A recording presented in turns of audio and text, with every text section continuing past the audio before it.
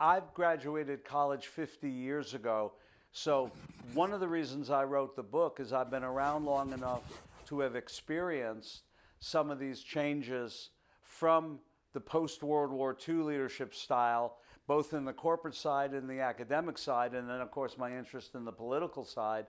Yeah, because when I first started working in the 80s, a lot of my bosses were ex-military men.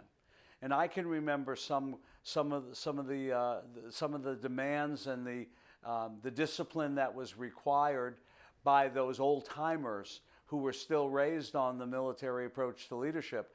I remember one Christmas break, I grew a beard, and I came back to work with a beard, and my boss, who was a captain in the military, was just in disbelief. He thought somehow this beard represented some sort of liberalization of my work ethic, and that I had all of a sudden gone from a corporate guy to a hippie or something, because to him a beard and long hair was symbolic of something that was anti-American. And so I started out with that kind of military chain of command style of leadership, and over the last 50 years I have seen it gradually change. Now, it changes in big cities faster than in smaller towns. It changes in industries like advertising more quickly than it does in banking. So I have been part of that. Now, the lucky thing for me is I'm one of those people who is open, and so I was able to adapt and adjust. You know, one of the big adaptations I made was to move from the corporate side in 20 years, after 20 years, to the academic side. And so that was a change. But I moved from agencies to client.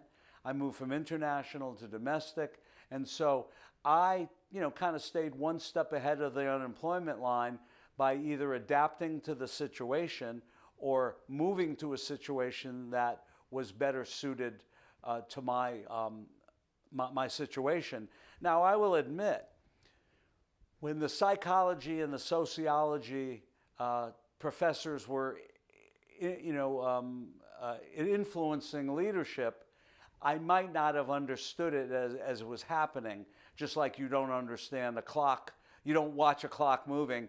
But, when I got into academia and I started looking back and trying to research and understand what has happened, then I was able to put together the explanations of why this happened in general in each decade.